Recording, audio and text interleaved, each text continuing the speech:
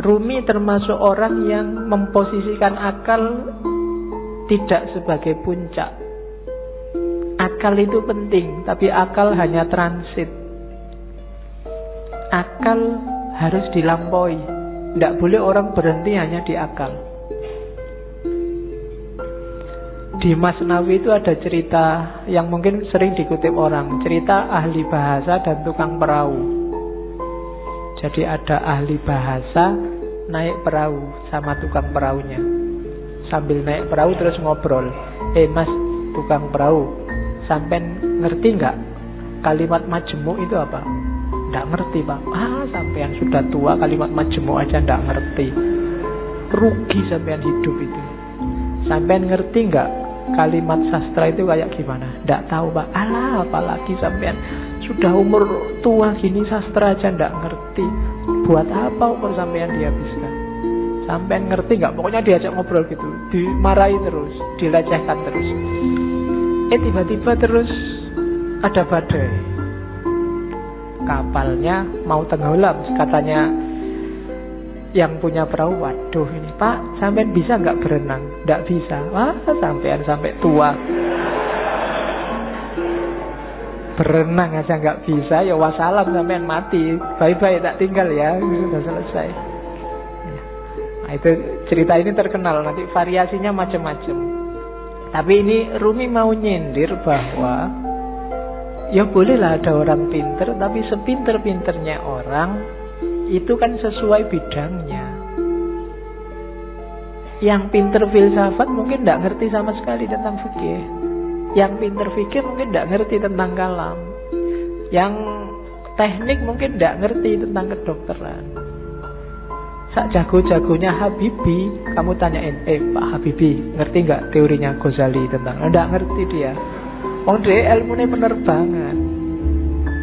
Jadi, maka orang pinter yang sombong itu janjinya orang bodoh. Sepinter apa sih dia? Ilmunya seluas apa sih? Tidak ada. Orang itu selalu pinternya fakultatif, sesuai fakultasnya masing-masing. Tidak ada ilmu universal. Makanya tidak ada kuliah di universitas, yang ada di fakultas. Universitas cuma mengkoordinir. Kalau digabung dari banyak fakultas, jadilah universitas. Kan logikanya begitu. Jadi cerita ini sebenarnya Rumi menyindir, sejago-jagonya akalmu hanya bisa menangkap sesuai pengalamanmu masing-masing. Tidak akan lebih dari itu. Tapi saya ngerti dunia luar angkasa loh Pak. Ya, paling kamu pernah baca buku tentang luar angkasa, kan itu aja. Filsafat saya juga ngerti, matematika juga ngerti. Yang kebetulan kamu ngalami membaca atau ngalami belajar. Yang tidak ya enggak. Sokrates mungkin orang paling pinter, tapi sama istrinya urusan nyambel apa urusan bikin sayur itu tetap menang istrinya. Ya kan? Sepinter apapun Immanuel kan, kalau bannya bocor, kan ada cerita satu ketika Immanuel kan bannya bocor, sadelnya patah. Begitu nyampe di tukang sadel, Immanuel kan ingin nguji yang punya, tukang sadel tolong saya dibikinin sadel yang pakai rumus trigonometri plus 2. Padahal dari tukang sadel tidak bisa saya. Kalau sadel biasa bisa, kalau pakai rumus macam-macam tidak bisa. Ya memang beda ilmunya. Jadi yang pertama catatannya akal itu tidak segalanya. Kalau kita hanya bersandar pada akal, maka kita bersandar pada batas pengalaman kita sendiri. Karena sejauh apapun ilmu kita, ya sebatas yang pernah kita alami. Ilmunya mahasiswa filsafat pasti beda dengan mahasiswa pendidikan, pasti beda dengan mahasiswa teknik. Itu batasnya akal. Jadi saya bilang tadi, akal hanya transit. Katanya Rumi, akal jasmani lahiriah ini harus sih, cuma Dia bukan tujuan, dia hanya alat transit kita untuk menggapai yang lebih dalam, lebih tinggi, wilayah ilahiyah. Jadi jangan dihentikan akal untuk akal. Atau kalau fisik misalnya harta untuk harta, tidak bisa berhenti di situ. Karena hidup kita ini rumusnya adalah inna lillahi wa inna ilaihi roji'un. Dari Allah dan sekarang sedang berjalan menuju Allah lagi. Maka apapun pengalaman, kalian punya apapun, ngerti ilmu apapun, punya harta apapun, punya kebisaan apapun, harus dalam rangka mendukung berjalan semakin dekat pada ilaihi roji'un. Termasuk akal. Kita dikasih Allah akal, panca indera, itu sebagai sangu untuk ilaihi roji'un. Jangan sampai tersesat. Bahkan Allah saking sayangnya sama kita, gak cuma itu, kita dikasih buku pedomannya langsung, namanya kitab suci. Gak itu juga, karena khawatirnya kita gak mau baca, kita dikasih nabi juga, dikasih rasul juga. Dalam rangka apa? Biar langkah kita ilaihi roji'un ini pas, gak keliru. Maka katanya Rumi, akal kita, panca indera kita, apapun yang kita bisa, yang kita miliki, ini harus jadi jalan, harus kita lampaui menuju ilaihi roji'un tadi, dalam rangka bertemu dan berjumpa sama Allah. Kalau enggak, berarti satu di antara dua. Kalau bukan kesia-siaan yang nanti kita sesali, mungkin juga ketersesatan.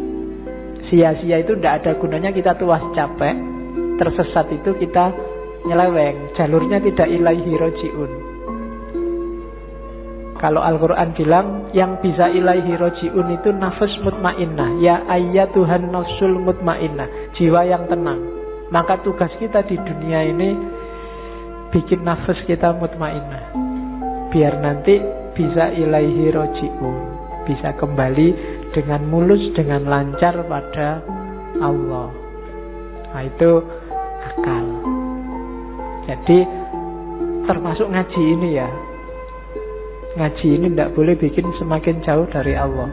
Harus bikin paling tidak selangkah kecil lebih dekat sama Allah. Kalau tidak, mending kamu tidak usah ngaji. Kalau ada ya Pak, saya itu ngaji filsafat terus jadi nggak yakin Allah itu ada apa enggak. Terus kamu tidak usah ngaji lah kalau gitu. Kok waktu ditanyain Allah besok kamu nunjuk aku. Ah itu yang ngajari Pak, nanti gitu aku susah aku. Enggak, pokoknya apapun harus bikin kamu selangkah lebih dekat. Kuliah juga begitu. Kamu kuliah juga, target sementaranya sih untuk penyemangat itu kan ya IP lah, pekerjaan lah. Tapi harusnya kuliahmu bikin kamu semakin dekat sama Allah. Makan juga begitu, tidur juga begitu, pacaran juga. Ya jadi kalau punya pacar, bilang ke pacarmu, kita komitmen ya, kita pacarannya semakin mendekat ke Allah. Ya diatur sendiri rumusnya, kamu yang ngerti. Ya, kalau mau pegangan tangan, bismillahirrahmanirrahim. Ya, kalau sudah, alhamdulillah. Oke. Itu maunya Rumi. Jadi apapun fasilitas yang diberikan Allah pada kita sekarang, manfaatkan itu untuk ilaihi roji'un. Hakikat kita ada di situ. Dan semua yang bikin kita semakin jauh dari ilaihi roji'un, hindarilah. Termasuk mungkin yang casingnya. Casing itu kan tampakan luarnya, kelihatannya ini sangat agama deh, kelihatannya ini sangat islami deh, tapi kok rasanya bikin kamu semakin gak dekat sama Allah, mending dijauhi. Oke, itu Rumi. Saya ingin ngomong sedikit tentang ini. Tarian berputar Darwis, Whirling Darwis. Di tarian ini ada beberapa kunci ajarannya Rumi. Ya kalian lihat kemarin di masjid juga ada. Itu ada rumusnya. Mungkin kalian lihat dengan semakin muter semakin cepat, semakin lama semakin cepat. Ada yang tanya kok enggak pusing ya? Enggak. Ada rumusnya. Kalau pengen enggak pusing, yang pertama, waktu muter, kepalanya jangan ikut muter. Jangan ikut geleng, jangan ikut ngangguk. Yang kedua, jangan merem. Kalau merem, ada kecenderungan lebih pusing. Yang ketiga, jangan lirak-lirik. Pandangan matanya harus lurus. Jadi yang gerak cuma badannya. Posisi tangan itu penting. Tangan kanan menunjuk ke atas, tangan kiri ke bawah. Ini menjemput, menunggu hidayah dari Allah. Kalau sudah dapat, disebarkan ke bawah. Jangan dilek dewe, bahasa Jawa nih. Aja dipek dewe. Kalau dapat ilmu banyak, kalau dapat yang penting-penting, ya disebarkan. Jangan pelit. Jangan nunggu diundang dan dibayar baru mau ngajar. Ya. Wong ilmu kamu nggak beli. Saya selalu bilang ilmu itu bukan karena usaha kita, tapi dikasih Allah. Kalau belajar itu kewajiban kita, tapi dapat ilmu atau tidak itu terserah Allah. Makanya kadang-kadang ada mahasiswa kuliah kok ngantuk. Jangan dimarahi, mungkin memang belum rezekinya dapat ilmu dari dosennya.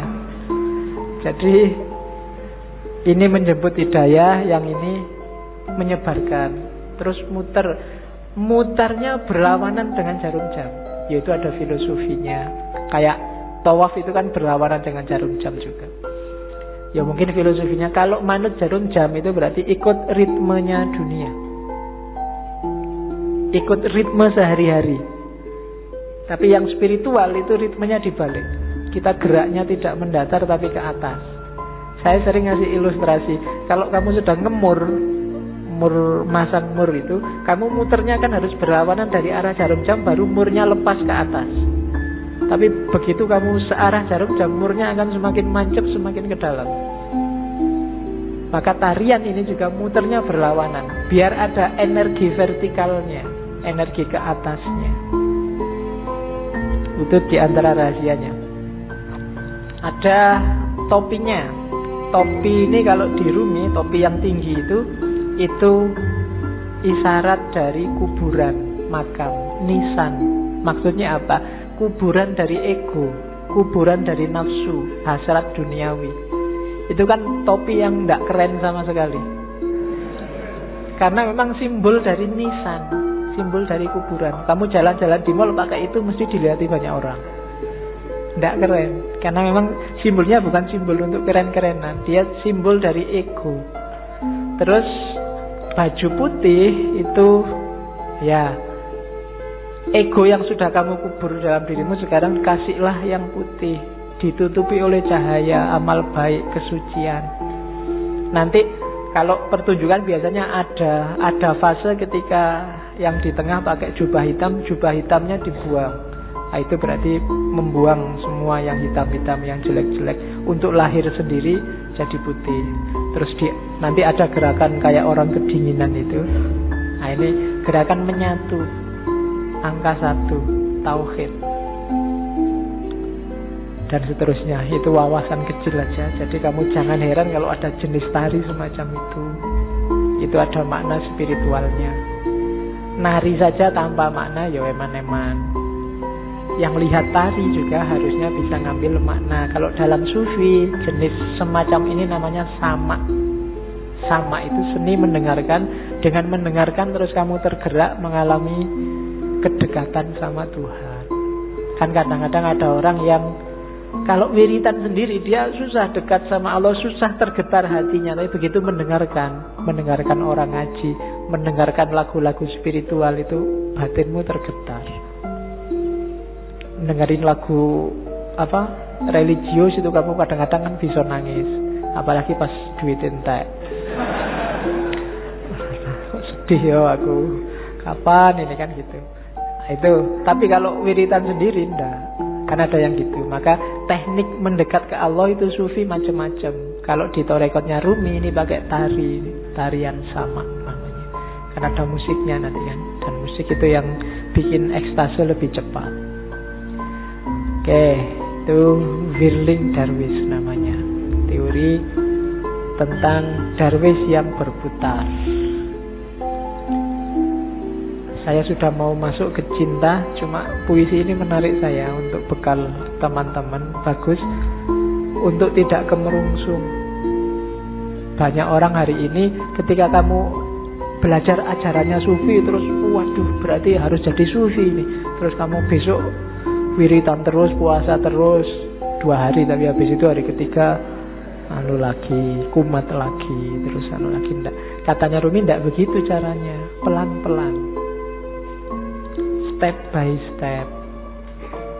Jika engkau belum punya ilmu, hanya prasangka, ya milikilah prasangka yang baik tentang Tuhan. Begitulah caranya, katanya Rumi. Jika engkau hanya mampu merangkak, maka merangkaklah kepadanya. Gak usah nunggu pinter tasawuf, pinter ilmu kalam, pinter fikih baru mendekati Allah. Bisanya apa? Ya dengan itu kamu mendekat ke Allah. Jika engkau belum mampu berdoa dengan khusyuk, tetaplah persembahkan doamu yang kering, munafik, tanpa keyakinan itu. Karena Tuhan dengan rahmatnya akan tetap menerima mata uang palsumu. Tidak apa-apa, kan banyak kan sekarang doa itu tidak ada rasanya karena kamu sudah hafal. Saking hafalnya kan doa Bismillahirrahmanirrahim, alhamdulillah. Doa itu kan minta apa tidak jelas. Itu mungkin malaikat ya bingung, kamu itu minta apa? Jaluk kok sambil ngeremong, sambil kadang yang jarinya sambil berdoa sambil jaluk tenan apa ya. Tapi tidak apa-apa, katanya Rumi. Persembahkan saja doamu. Gusti Allah itu maha rahmat. Dengan rahmatnya dia tetap menerima mata uang palsumu. Ya, dulu ada yang tanya ke saya, kenapa doanya orang Islam itu tidak terlalu manjur, lebih manjur doanya orang Cina. Karena orang Islam itu pasif. Kalau doa nunggu, ya Allah kasih dong ya Allah. Kalau orang Cina maksa, ya Allah turunkan. Jadi akhirnya jatuh semua dari atas. Kamu kan nunggu buahnya jatuh. Kalau orang Cina jatuh dari atas. Oke. Jadi tidak apa-apa wis. Berdoa sebisamu. Ya agak palsu-palsu dikit, munafik-munafik dikit. Itu kan kering, munafik, tanpa keyakinan. Keyakinan itu penting loh dalam berdoa. Karena Allah menjawab doamu itu sejauh keyakinanmu. Saya sering bilang kan, kalau kamu berdoa, ya Allah semoga semester ini saya lulus kumlot, tapi kamu bisa ndak ya wong itu ya ndak, kamu sendiri ragu-ragu ya ora dibales, kamu sendiri nggak yakin. Keyakinan itu penting. Pak, saya keyakinannya separuh, apa ndak usah berdoa saja? Ya berdoa saja, jangan khawatir. Allah tahu yang kamu mau. Berdoalah. Allah tetap mengakui meskipun uangmu palsu, sama Allah diterima aja, ndak apa-apa wis. Karena Allah sangat sayang sama kita. Jika engkau masih mempunyai 100 keraguan mengenai Tuhan, maka kurangilah menjadi 99 saja. Begitulah caranya, wahai pejalan. Jadi kalau kita masih tidak terlalu mantep keimanan kita selama ini, masih melanggar, masih dosane oke, ya tidak apa-apa, dikurangi dikit-dikit. Ya 100% tidak mungkin lah ya. Dikurangi 1%, biar jiwamu terlatih. Kalau langsung dibuang semua, insya Allah gagal. Ya, saya langsung ingin ikhlas lillahi ta'ala, tidak ngejar surga Pak. Saya tidak iso. Harus pelan-pelan. Terus biarpun telah 100 kali engkau ingkar janji, ayolah datanglah lagi. Gak usah malu-malu. Pak, dosa saya banyak Pak, saya harus datang lagi. Enggak Pak, datang lagi aja. Allah tidak akan nolak. Tidak ada kata terlambat. Jadi tempuhlah jalan itu. Pak, itu dhuwur banget ya Pak teorinya Pak, tinggi sekali apa ya? Saya bisa Pak, bisa. Pelan-pelan, sedikit-sedikit, biar ilaihi roji'unnya sempurna.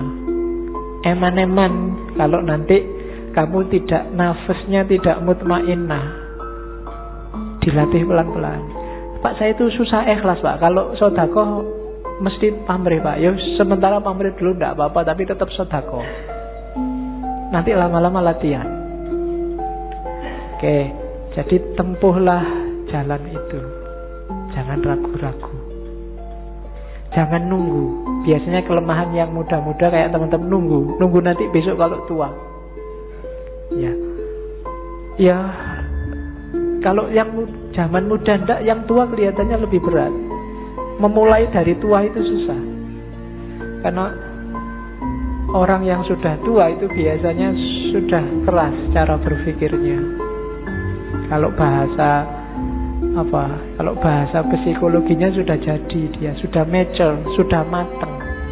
Barang mateng itu satu-satunya yang bisa dilakukan adalah mempertahankan kematangan atau bosok.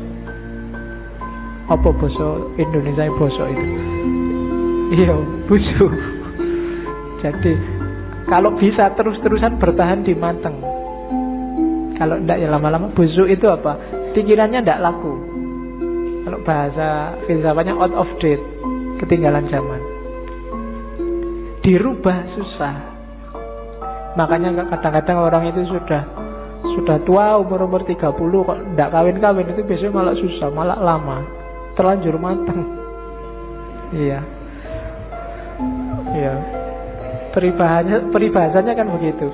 Jodoh di tangan Tuhan, tapi umur 30 tahun ke atas Tuhan lepas tangan. Suruh nyari sendiri. Sudah capek Tuhan, nunggu sampai umur 30 kok nggak kawin-kawin. Oke, terus yuk kita mulai cinta. Panjang ya pengantarnya sebelum cinta.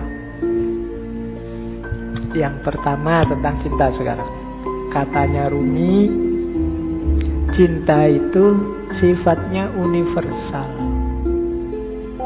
Karakter yang dimiliki semua orang, agama apapun, dari budaya apapun. Tidak ada agama, tidak ada budaya, tidak ada peradaban yang tidak menganggap cinta itu luhur dan baik. Semua menganggap cinta itu luhur dan baik. Jadi itu rumus pertama.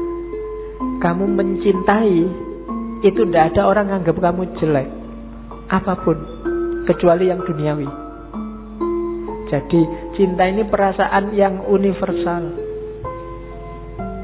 Yang kedua, cinta itu obat. Obat dari kesombongan, obat dari kelemahan, obat dari duka cita. Mengingatkan yang minggu-minggu lalu ya. Jadi cinta itu kan ketika orang berhubungan dengan sesuatu, tapi dia tidak memiliki pamrih apapun selain untuk yang dicintai. Ibu ke anak, orang tua ke anak, mungkin kamu dengan sahabatmu, ketika nggak nuntut apa-apa, kepingin yang kamu cintai ini bahagia, baik, unggul, dan bila perlu kamu berkorban demi kebahagiaannya, demi kebaikannya. Tidak usah ada balasan apa-apa. Kan itu kemarin definisinya cinta. Nah, cinta yang kayak gini, ini melatih jiwa. Yang pertama apa? Jiwa jadi nggak sombong. Jiwa pecinta itu jiwa yang rendah hati. Kenapa? Dia tidak mikir dirinya. Kok kamu merasa pecinta tapi masih sombong? Belum berarti. Perlu latihan lagi. Dan pecinta pasti kuat. Ya kan? Jiwa yang kuat itu kan jiwa yang dia selalu ingin memberi, tidak minta-minta, tidak ingin dibalas. Kalau kamu memberi sesuatu dan masih ingin balasan, berarti belum cinta. Makanya minggu lalu Robiah Adawiyah bahkan bilang, enggak, ya Allah, kalau aku ibadah ini hanya minta surga, jauhkan aku dari surga. Kalau aku ibadah ini takut dengan neraka, masukkan aja aku ke neraka. Aku tidak butuh surga, tidak butuh neraka. Aku hanya butuh dirimu, butuh ridhomu. Tadi kan rumusnya bukan ilal jannah atau minan nar, tapi ilaihi roji'un, pada Allah. Sering saya ilustrasikan surga dan neraka itu kayak semacam iming-iming biar kamu jalan menuju Allah. Kayak orang tuamu ngasih, belajar loh, nanti kalau belajar rajin tak beliin sepatu. Membeli sepatu ini surganya bagi kamu. Padahal maunya orang tuamu bukan sepatunya. Begitu kamu belajar, kamu akan pinter dan kamu akan ngerti manfaatnya pinter. Sholatlah, ibadahlah, zikirlah, biar kamu masuk surga. Kamu kan semangat begitu dipameri surga. Padahal begitu kamu tempuh jalan itu, sebenarnya kamu sedang menuju Allah. Itu memang diiming-imingi begitu. Karena manusia itu butuh reward konkret biasanya. Kalau rewardnya abstrak, orang geraknya susah. Tenang aja, besok di surga 72 bidadari gratis. Di sana bisa makan sak kapoi. Ini kayak diiming-iming, kamu kan terus jadi semangat. Sebenarnya kalau kamu jalan di situ, ya kamu akan ketemu Allah. Surganya dapat surga yang punya Allah kok. Masuk ketika kamu sampai ke Allah, jiwamu tumanina sama Allah dicemplungin neraka, kan enggak? Ya pasti surga. Dan nikmatnya bareng Allah itu jauh melebihi surga. Nanti banyak teks yang bilang itu. Cuma kamu tidak bisa bayangkan. Apa sih Pak enaknya? Bayanganmu kan sama Allah terus duduk jejer sama Allah. Tidak enak Pak, enak di surga Pak. Banyak bidadarinya. Iya, pikiranmu masih material, belum nyampe enaknya Yang punya pacar bisa menganalogikan. Ketika kamu duduk jejer sama pacarmu, itu kan seneng kamu. Duduknya setengah jam itu rasanya baru 1 menit. Pinginnya berlama-lama bareng terus, itu karena sudah cinta. Sama Allah kalau kamu jatuh cinta juga begitu. Kayak Nabi Musa itu loh, waktu Nabi Musa naik ke Bukit Tursina, kan Allah ngajak ngobrol. Musa, yang di tanganmu itu apa? Sebenarnya kan jawabannya simpel. Musa tinggal ngomong, ini tongkat ya Allah, kan beres. Wong itu memang tongkat. Tapi karena Musa ini suwenengnya disapa oleh Allah, jawabannya panjang. Ini tongkat ya Allah. Tongkat ini kalau saya pukulkan, dia bisa jadi ular. Kalau saya angkat, jawabannya panjang itu. Ya kalau Allah mau bilang, emangnya aku tidak ngerti. Loh, tapi Gusti Allah ngerti dan ya dibiarin aja, ya nggak dimarahin. Kenapa? Karena sudah saling jatuh cinta. Bareng sama Allah itu enak. Kok kamu masih membayangkan, belum terbayang Pak enaknya bareng sama Allah itu? Memang berarti kamu belum jatuh cinta sama Allah. Ya latihan jatuh cinta. Orang Jawa punya rumus, tresno jalaran soko kulino. Ayo dikulinakan sama Allah, apa dikulinakan itu? Dibiasakan. Akrab sama Allah, nanti kamu akan jatuh cinta. Entah kapan nanti kita akan ngambil sesi cinta lagi. Saya ingin ngangkat Ghazali. Ghazali konsepnya lebih konkret, jalan untuk mencintai Allah. Tapi kapan-kapan, jangan cinta terus, nanti kamu mabuk. Oke, terus. Nah, cintalah yang bikin alam semesta ini bergerak. Nanti Rumi punya teori evolusi yang khusus, tapi saya tidak akan sampaikan sekarang. Kapan-kapan Rumi nanti akan banyak sesinya. Jadi gara-gara ada cinta ini loh, alam ini bersatu dan berpisah. Orang tua sama anak habis bersatu berpisah. Berpisah ini juga tanda cinta. Kalau orang tua tidak mau nyapih anaknya, padahal berat nyapih anak ini, tidak tego nyapih anak, tapi harus disapih. Kenapa? Karena cinta. Jadi pertemuan dan perpisahan itu banyak ya karena cinta. Kamu melepas masa mudamu menuju masa dewasa. Janjane pinginmu mbok saya muda terus, nggak bisa. Hidup itu ada pertemuan, ada perpisahan, dan biar jalannya on the track, dasarnya harus cinta. Jadi cinta adalah yang menggerakkan dunia ini. Dan cinta yang bikin kita karakternya, kalau bahasanya Rumi, menuhan. Semakin tulus kita cinta pada apapun, karakter kita akan semakin menuhan. Menuhan itu semakin spiritual. Tidak ada pamrih, tidak ada tujuan-tujuan apapun selain Allah. Itu yang kalau dalam agama disebut ikhlas. Jadi ciri sejati cinta itu justru ada pada ikhlas. Ikhlas itu kamu beribadah satu-satunya target adalah keridhoannya Allah. Makanya Robiah kemarin di hampir semua puisinya selalu bertanyakan, ya Allah, apakah engkau ridho dengan ini? Kalau engkau ridho, aku tenang. Sebelum aku yakin engkau ridho, aku ini masih gelisah. Jadi yang dikejar cuma ridhonya Allah. Satu-satunya yang dikejar cuma Allah. Itu namanya ikhlas. Lillahi ta'ala, tidak karena apapun. Ya Allah, aku amal baik ini, semoga engkau ridho ya. Jadi yang ada di pikiran itu selalu nyari ridhonya yang dicintai. Sama kayak kamu pacaran itu kan, selalu mikir, dikit pacarku kalau gini seneng gak ya? Kalau tak bawa ini nih mau gak ya? Kalau kan yang dipikir di pikiranmu selalu yang kamu gak pernah mikir dirimu sendiri kan. Begitu diajak ke warung, ini kamu sukanya warung yang mana? Kan bukan sukaku, sukanya dia. Jadi ketika orang jatuh cinta, egonya hilang. Dia tidak ngomong aku lagi, tapi ngomong kamu. Kalau kamu jatuh cinta ke Allah juga, bukan akumu lagi yang bilang, tapi ridhonya Allah. Apa sih maunya Allah? Kira-kira kalau aku gini, Allah ridho tidak ya? Begitu kamu ujian mau nyontek, ini kira-kira kalau aku nyontek, Allah ridho nggak ya? Anda, Bapak Allah Maha Pengampun, ha? Waduh, itu akhirnya. Iya, ya kamu yang ngerti lah. Oke, terus bentuk apa saja, ekspresi apa saja yang lahir karena cinta yang tulus tadi pasti baik.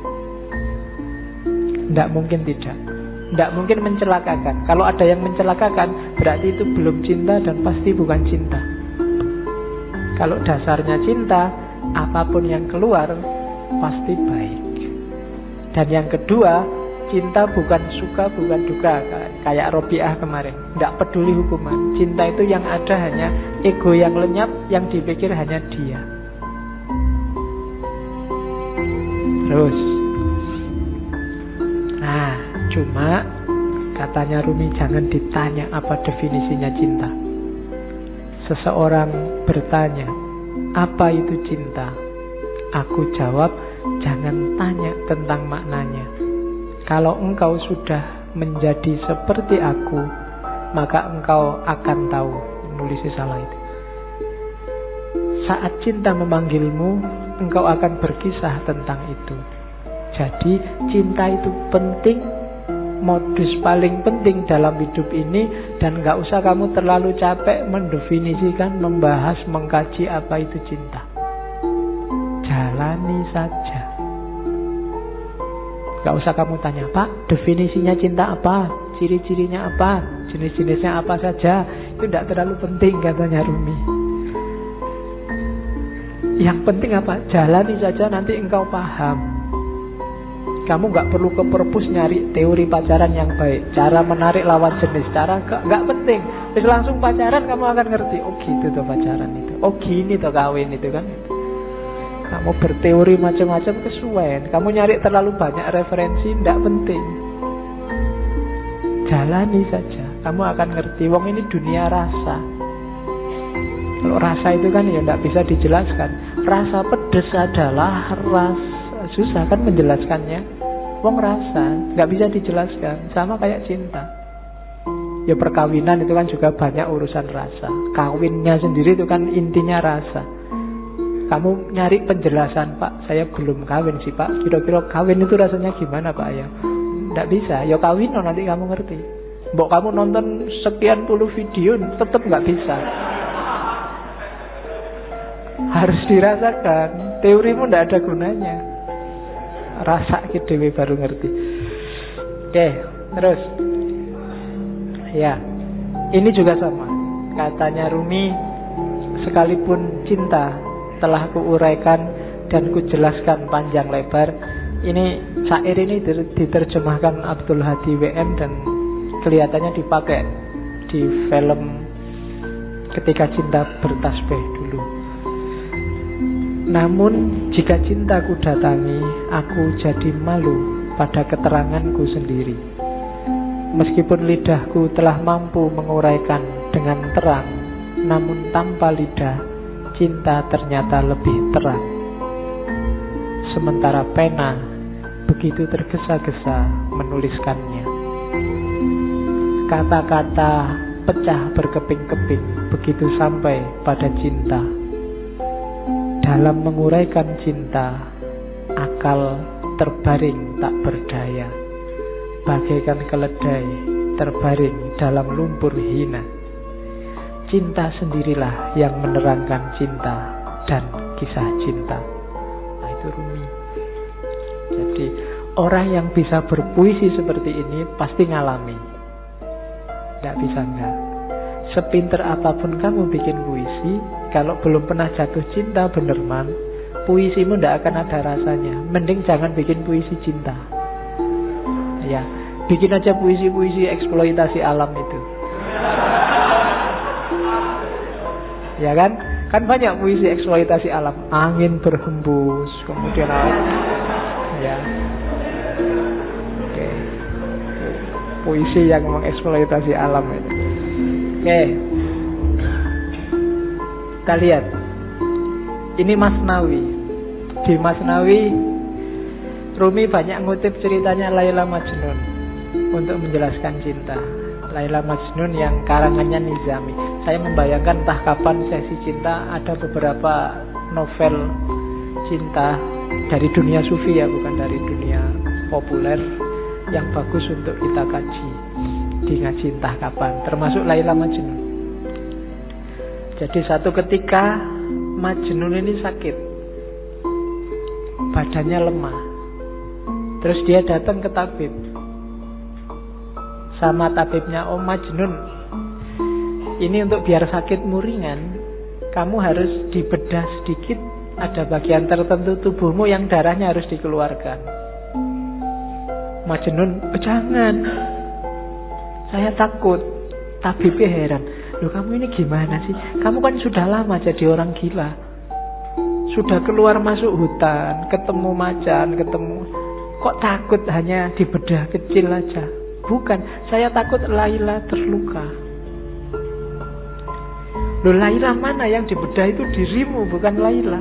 "Loh enggak, di setiap jengkal tubuhku, setiap tetes darahku itu sudah tercampur oleh Laila. Aku sudah tidak bisa membedakan lagi."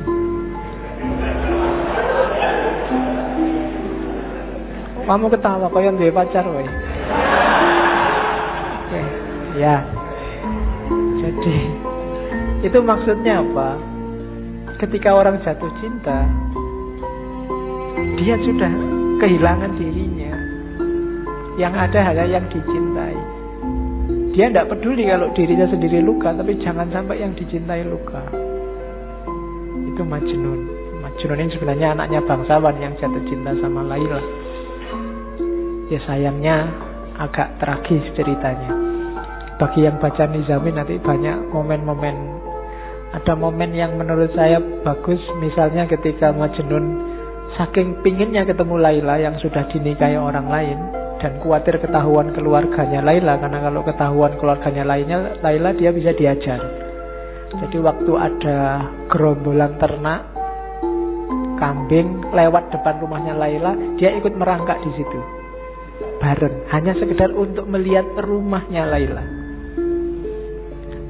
Oke, itu Majnun. Nanti banyak momennya yang bagus dan banyak dipakai oleh Rumi. Cuma Rumi bikin cerita sendiri, hanya tokohnya Laila sama Majnun, dengan ilustrasi besarnya cinta Laila sama Majnun, besarnya cinta Majnun sama Laila, dan sebaliknya. Jadi Rumi ingin bilang bahwa tanda-tanda bahwa kamu jatuh cinta beneran adalah ketika kamu tidak lagi egois, tidak lagi mikir keuntunganmu apa. Sama Allah juga begitu. Kalau kamu masih ngitung-ngitung untungnya apa, belum ikhlas sejati, masih belum tanda-tanda cinta. Orang yang cinta itu disuruh apa aja iya, dan gak minta balasan. Disuruh sholat duha, iya sholat duha. Disuruh ngaji, iya ngaji. Gak usah mikir kalau sholat duha itu nanti rezekinya bisa langsung datang ndak usah. Itu berarti masih ngitung-ngitung balasan.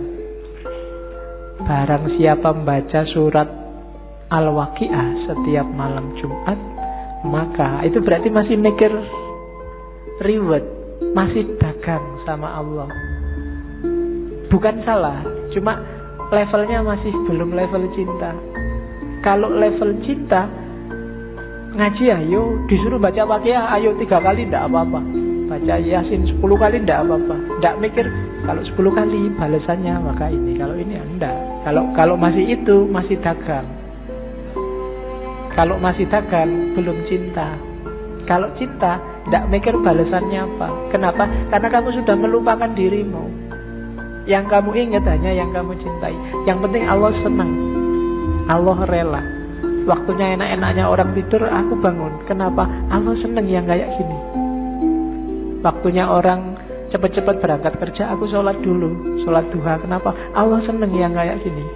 Bukan karena tak sholat dulu nanti biar rezekiku lancar, biar enggak. Masih ada reward yang kamu pikir, masih mikir balasan. Sama kayak kamu traktir pacarmu, ya sekarang traktir, tapi nanti harus mau lo ya boncengan. Itu masih mikir reward, masih mikir aku cinta padamu, tapi kamu cinta padaku juga kan? Kalau enggak ya aku nyari yang lain. Itu berarti belum. Masih dagang, masih negosiasi. Apa salah? Enggak. Cuma levelnya masih belum level cinta.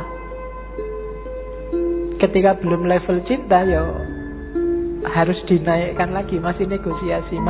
Masih bukan Allah satu-satunya.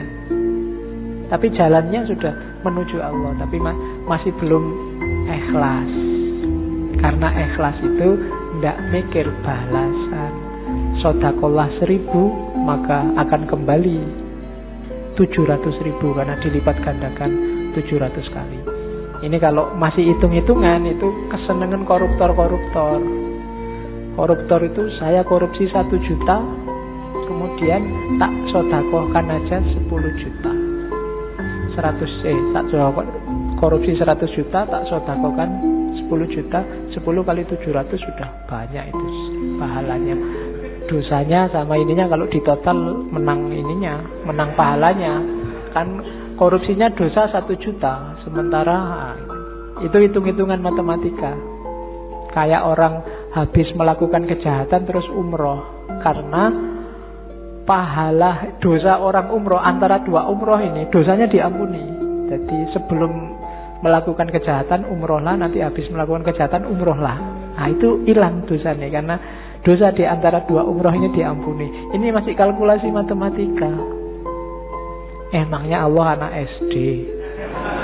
Kamu ajari, kamu abusi dengan itu? Tidak bisa. Jadi levelnya belum cinta, belum ikhlas. Maka katanya Ruminda kayak Majnun dan Laila. Rumi juga ngomong cinta itu kuat, jangan salah. Energinya luar biasa. Jadi ya kalimatnya si puitis. Karena cinta duri menjadi mawar, karena cinta cuka menjelma anggur segar, karena cinta keuntungan menjadi mahkota penawar, karena cinta kemalangan menjadi keberuntungan, karena cinta rumah penjara tampak bak kedai mawar, karena cinta hamparan debu tampak seperti taman, karena cinta api berkobar jadi cahaya yang menyenangkan, karena cinta setan berubah menjadi bidadari, karena cinta batu keras menjadi lembut bak mentega, karena cinta duka cita menjadi riang gembira, karena cinta hantu berubah jadi malaikat, karena cinta singa tak menakutkan seperti tikus, karena cinta sakit jadi sehat, karena cinta amarah berubah jadi ramah. Cinta itu energinya luar biasa, kekuatannya luar biasa. Orang yang cinta tanah air rela loh mengorbankan nyawanya, rela disiksa oleh penjajah, rela dipukuli. Orang tua demi anaknya rela bersakit-sakit, luar biasa energinya. Kamu sama pacarmu disuruh jemput pagi-pagi ya mau. Nggak punya uang disuruh traktir ya mau, dibelani utang. Sama dosennya disuruh bikin makalah, makalahmu sendiri nggak digarap-garap ke makalahnya pacare. Itu pun mau. Itu kan energinya luar biasa. Pacarmu nyuruh apapun kamu jalankan. Sami'na wa atokna. Itu kan energi namanya. Kekuatannya nggak enak pun kalau bareng dia, nggak masalah. Kamu bisa menahan susah yang kayak gimana pun. Banjir, kamu nggak bisa pulang, akhirnya neduh pinggir jalan. Itu kan sengsara. Tapi kalau pas bareng dia, seneng aja, semoga hujannya nggak berhenti-berhenti. Padahal itu sengsara loh. Tapi kamu kan malah seneng menikmati. Itu kekuatannya cinta. Energimu berkali lipat.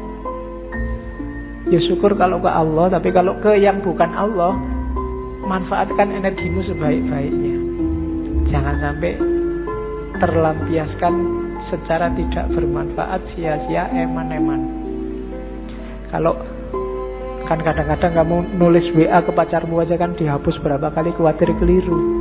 Itu kan energi juga. Betapa sabarnya kamu waktu itu, betapa telatennya kamu. Mau tidur kamu nunggu, kok belum WA ya kamu bela-belain melekan sampai dia bilang miss you, good night, kan no.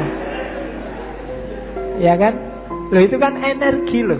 Padahal kamu disuruh apa aja, suruh melekan enggak mau, tapi ini kamu mau melekan, itu energi. Coba energi ini dipakai untuk yang lebih manfaat, lebih luar biasa. Atau alihkan energi cinta untuk Allah. Kalau sudah jatuh cinta sama Allah, jangankan bangun malam, sepanjang malam tidak tidur pun sanggup. Para sufi banyak yang kayak gitu, saking asiknya sama Allah. Kayak Robiah kemarin kan, ya Allah, para pecinta sudah sama yang dicintai. Lampu-lampu telah mati, rembulan telah muncul, dan sekarang ini loh aku, mbok datanglah padaku. Waktu pagi dia tidak mau tidur juga masih bilang, ya Allah, malam telah pergi, tapi aku akan di sini menunggumu terus sampai kamu datang lagi, sampai malam lagi. Itu Robiah. Kan apa? Asik kalau sama pacarnya terus, kalau sama yang dicintai terus. Jadi kalau sudah jatuh cinta, tidak ada yang namanya berat. Jangankan pacarnya manggil, nanti kamu WA aku jam sekian sekiannya, oke. Pacarnya nggak manggil pun kamu WA-in. Sholat itu kan sebenarnya Allah nyuruh kamu, mbok kamu ketemu aku 5 lah, paling tidak sehari 5 kali lah. Itu kan menunjukkan janjane Allah itu ya cinta sama kita, pengen ketemu kita sehari 5 kali. Tapi kitanya yang sok gaya, tidak serius. Nek basa Jawane kemenyek. Allah sudah segitunya manggil kita, mbok 5 kali aja sehari, aku pengen ketemu dirimu. Ya kamu ngadep sih, tapi ya kayak orang tidak serius. Sholatnya sak-sae. Tidak ada yang sholatnya bertahan 5 menit aja, 3 menit lah sama teman. Tidak juga. Sholatmu mesti cepet. Gusti Allah baru mau menatap wajahmu, loh sudah selesai.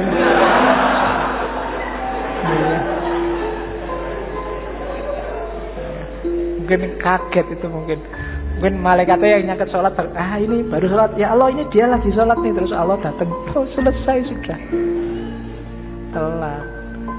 Dan itu Allah sabar ya, Allah masih mau, ya besok datang lagi 5 kali, tak tunggu.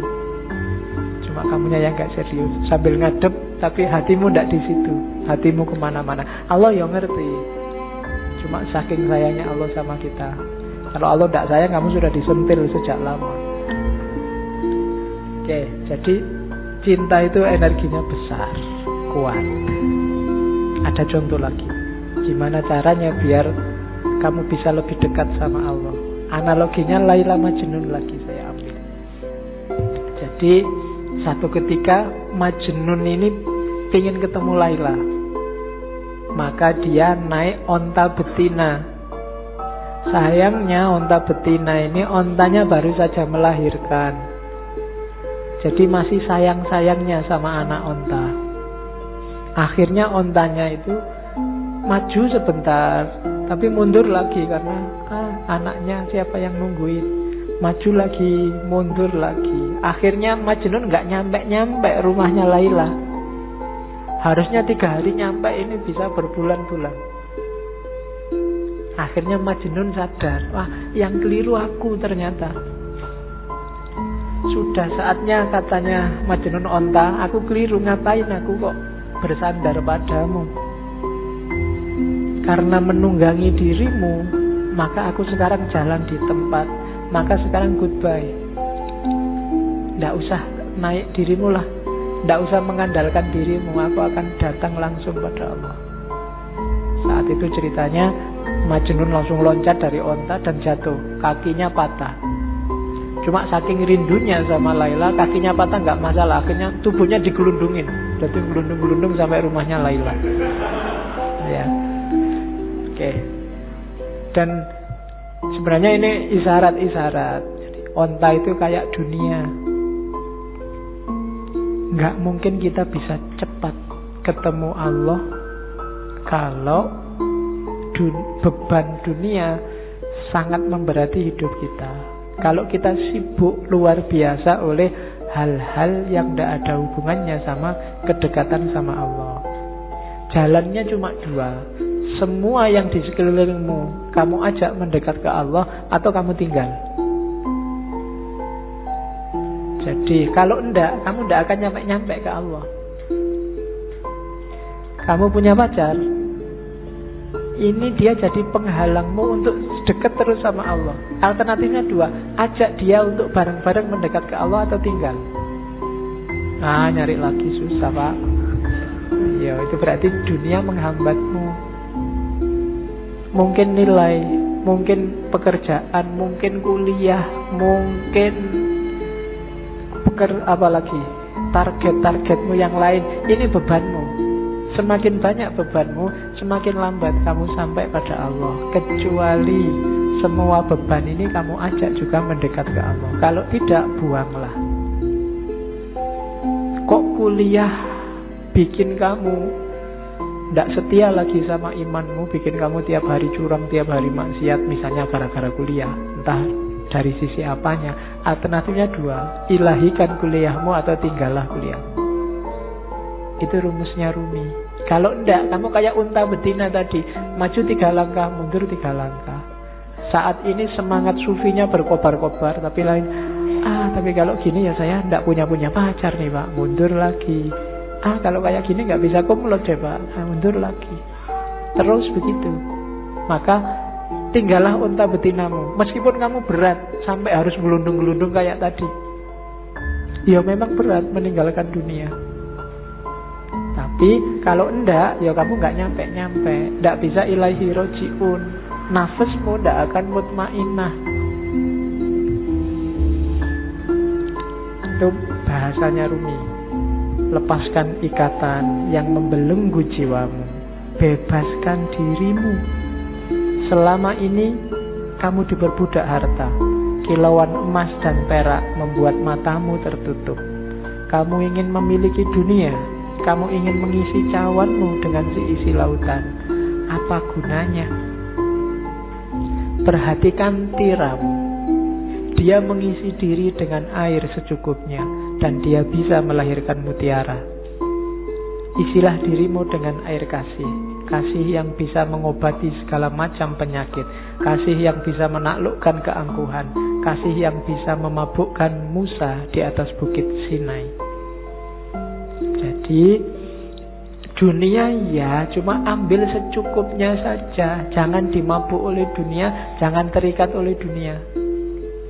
Contohlah tiram, katanya. Tiram itu ngambil air yang paling bagus, dimasukkan dalam dirinya, nggak usah banyak-banyak, secukupnya saja. Pada saatnya air ini akan jadi mutiara. Dunia juga begitu. Ambil secukupnya saja, sebutuhmu saja. Setelah itu jalankan tugasmu yang sejati di dunia ini, kembali pada Allah. Kalau terlalu banyak, kamu tidak akan kuat berjalan. Jangan tertipu oleh dunia. Jadi maunya Rumi itu, semakin berat beban duniamu, ya semakin kamu lama dekatnya sama Allah. Ya boleh masing-masing muhasabah ya. Hari ini itu urusanmu apa saja sih? Kalau nanti pulang ke rumah boleh nyari kertas sama pulpen. Kamu sekarang apa saja yang kamu urusi? Mungkin nomor 1 kuliah, nomor 2 pekerjaan, nomor 3 apa aja urusanmu. Terus yang dunia-dunia ini, yang urusan akhirat sekarang urusanmu apa saja? Coba deh, nanti di prosentase besar mana? Jujur ya, tapi nggak boleh dibaik-baikin, wong nggak ada yang nilai. Jujur untuk dirimu sendiri. Nanti kalau prosentasenya kok lebih besar yang dunia, sementara yang akhirat terbengkalai, kurangi bebanmu. Karena jangan khawatir, kalau kita punya Allah, dunia seisinya jadi milik kita. Allah yang lebih ngerti. Nggak usah capek-capek kamu mikir. Tapi kalau dunia kamu ikut mikir, ya sudah. Mungkin Allah, ya sudah, kamu bisa mikir, ya pikirin dewe. Jadi berusahalah ambil secukupnya. Makanya agama di banyak ayat Al-Quran itu bilang wala tusrifu. Untuk urusan dunia jangan berlebihan. Butuhmu berapa, ambil itu secukupnya sebagai bekal untuk kembali ke Allah. Wong kita ini di dunia ini tamu, datang sebentar nanti kembali lagi. Tamu gak usah mikiri mengambil semua barang punyanya tuan rumah, sebutuhnya saja. Oke, terus ini ada kalimat bagus juga dari Mas Nawi. Satu ketika Khalifah, dalam ceritanya Laila Majnun ini, Khalifah ketemu Laila. Khalifah ini kaget begitu ketemu Laila. Ini Laila ini wajahnya cuma gini aja loh ya. Cakep banget juga enggak ya, perasaan biasa-biasa aja. Yang lebih cakep banyak dibandingkan Laila. Kok Qais Al-Majnun, nama aslinya Majnun dan Qais, bisa tergila-gila begitu ya? Terus dia tanya Laila, Khalifah ini tanya, Laila, Qais kok menjadi gila karena kamu? Nggak masuk akal. Apa sih yang dilihat dalam dirimu sehingga ia tergila-gila? Kamu kan bukan wanita yang sangat cantik. Banyak yang lain yang secantik kamu, bahkan melebihimu. Laila menjawab, yang dia lihat tidak terlihat olehmu karena kamu bukan Majnun. Ini yang saya maksud rasa. Jadi hanya Majnun yang ngerti keindahan Laila. Hanya pecinta yang ngerti keindahan yang dicintai. Itu kadang-kadang kamu protes kan, ini loh ada anak cakep nih, pacari kok gini ya. Gitu kan, kamu eman-eman, padahal kamu iri mbok sama aku aja kan ngono. Tapi iki ono cakep pacari kok, waduh. Kamu kan ya, loh enggak, itu kalau dia ditanya jawabannya kayak Laila ini. Karena engkau bukan dia yang bisa melihat di mana keistimewaannya kok sampai jatuh cinta. Loh, kalau orang pikirannya standar, semua yang cakep semua menganggap cakep, yang jelek semua menganggap jelek, ya yang jelek tidak akan laku. Hanya cakep saja yang laku. Tapi orang melihat yang dicintai dengan perspektifnya sendiri. Karena kamu bukan Majnun. Hanya pecinta yang ngerti indahnya di mana yang dicintai itu. Nah, itu jawabannya Laila. Maka maksudnya Rumi apa? Kalau kamu ingin ngerti indahnya cinta pada Allah, ya cintailah Allah. Kalau enggak, ya enggak. Kalau kamu masih sibuk dengan teori, sibuk membantah, ya enggak bisa, itu harusnya begini, ya enggak bisa, ya wis, kamu enggak akan ngalami indahnya. Jatuh cintalah sama Allah, nanti kamu akan ngerti. Sama kayak jawabannya Laila, karena kamu bukan Majnun. Kalau kamu Majnun, kamu ngerti di mana indahku. Karena kamu bukan Majnun, ya kamu tidak ngerti. Oke. Nah, ini syair paling terkenal dari Rumi. Cinta adalah intinya, dunia hanya kulitnya. Cinta adalah manisannya, dunia adalah piringnya. Agamaku adalah agama cinta, adalah malu bagiku hidup melalui jasad dan roh belaka. Begitu engkau kehilangan cinta, maka hidupmu hanya jasad dan roh. Kamu hanya fisik dan mental. Tidak ada nilainya. Iya kamu hidup, iya kamu susah, kamu senang, iya kamu putus asa, iya kamu mengalami segala fenomena dunia. Tapi kamu kehilangan satu yang penting, cinta. Jadi ada jasmani, ada rohani. Modusnya harus cinta. Begitu modusnya bukan cinta, maka katanya Rumi, aku malu kalau begitu. Hanya jasad dan roh belaka, termasuk agama. Beragama berarti modusnya juga harus modus cinta. Modus itu gayanya, gaya mencintai, bukan gaya dagang. Aku untung apa, kamu dapat apa. Apalagi gaya ngamuk, apalagi gaya marah-marah, gaya tawuran. Enggak, agama gayanya harus gaya cinta. Gaya cinta itu ciri paling utama adalah tidak egois, tidak mikir senengnya sendiri, enaknya sendiri. Kalau masih aku, belum. Masih aku, kelompokku, aliranku, pikiranku, pendapatku, masih egois. Tidak bisa memahami yang lain. Pokoknya sing bener aku, liyane salah kabeh. Besok yang lain masuk neraka semua. Nah, gaya kayak gini berarti bukan gaya cinta. Ngomongnya jangan, kalau cinta itu aku yang bener sih, menurutku yang bener ini. Yang lain kalau bisa tak ajak semua masuk surga bareng-bareng aku. Bukan yang lain karena kamu banyak bid'ahnya kamu masuk neraka sekarang. Enggak begitu. Aku pingin aku dan kamu masuk surga. Ayo kita masuk surga bareng-bareng, menuju Allah bareng-bareng. Ini beragama gaya cinta, bukan beragama yang egois. Kalau beragama yang egois itu tinggal jasad dan ruhnya agama, kehilangan esensinya, kehilangan intinya. Kalimat ini saya sampaikan karena banyak yang ngirit, jangan-jangan Rumi ini nggak suka syariat. Suka, cuma malam ini nggak saya tampilkan. Kapan-kapan kita ngomong bagaimana syariat dalam pandangannya Rumi. Kalimat itu saya ambil saja untuk tahu bahwa itu loh dasarnya Rumi. Aku hanyalah debu yang ingin selalu menempel pada telapak kaki Muhammad. Jadi yalah, semua yang diajarkan Rumi ya tetap dasarnya adalah cintanya dia pada Allah melalui Kanjeng Nabi. Karena yang bawa, yang memperkenalkan Allah kan Kanjeng Nabi. Sehingga kita hari ini dapat Islam. Maka prinsipnya Rumi adalah aku hanyalah debu yang ingin selalu menempel pada telapak kaki Muhammad. Ini gayanya sufi biasanya, yang bisa bikin kalimat-kalimat indah kayak gini.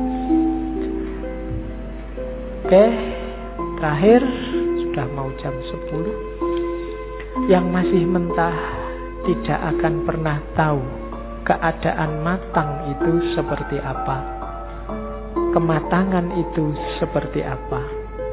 Penjelasan lewat kata-kata tidak akan membantu. Sejak awal sampai akhir yang dibawa oleh Rumi malam ini adalah ilmu rasa,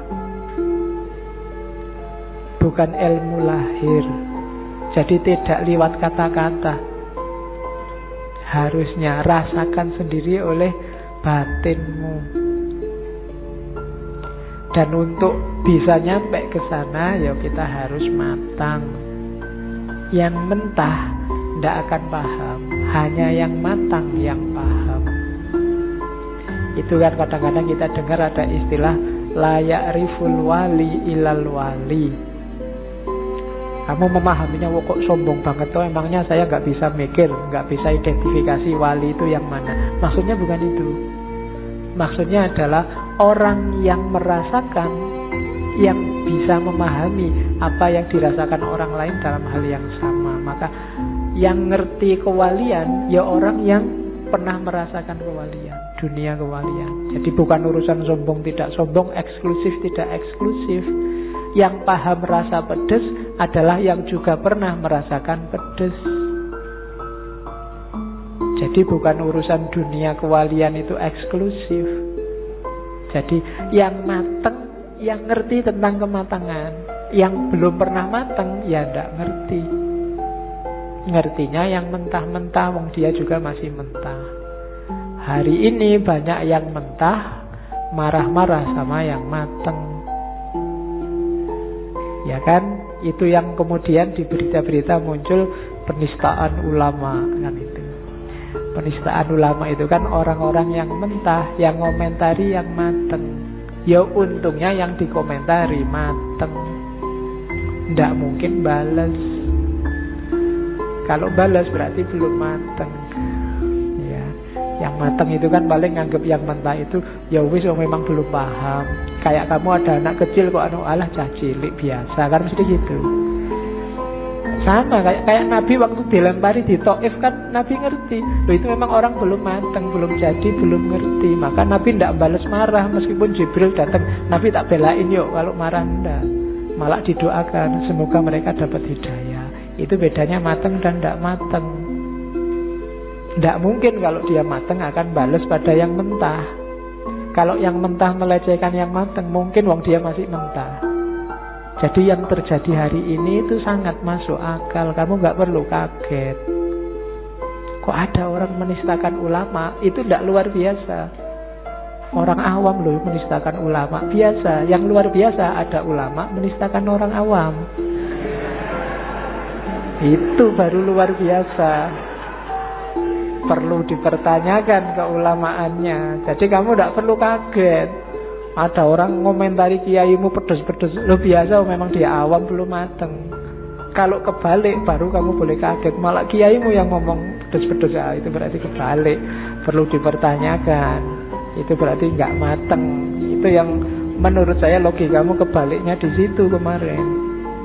Kok kamu marah-marah ada orang? Ya enggak. Ya dia memang nggak mateng sih ya. Nah untuk orang yang tidak mateng caranya apa? Ya kamu matengkan. Jangan kamu gerutuk, kamu pukuli. Wong dia memang belum mateng. Diajari gimana caranya biar lurus, biar benernya gimana kan begitu. Oke, alhamdulillah malam ini kita sudah selesaikan Maulana Jalaluddin Rumi dalam pikirannya tentang cinta. Februari selesai, nanti bulan Maret kita ganti sesi ya. Sudah agak lama di Islam, kita akan ke barat lagi. Ternyata saya lihat tadi di kalender Maret ada rebonya 5. Kita ke barat lagi, ke kuno sekalian. Kita akan ke Yunani dan Romawi. Ada 5 aliran yang akan kita tengok. Yang pertama sofisme. Sofisme ini yang sering dituduh jadi biang keladi lahirnya sekarang cara berpikir relativisme. Yang kedua kita akan melihat epikurisme yang sering dituduh jadi biang keladi lahirnya aliran yang di modern disebut hedonisme. Orang yang nyari seneng-seneng belaka. Kemudian yang ketiga lawannya epikurisme, namanya stoicisme. Stoicisme ini cikal bakal tradisi berpikir mengutamakan yang batin atas yang lahir. Jadi cikal bakal cara berpikir agak kebatinan.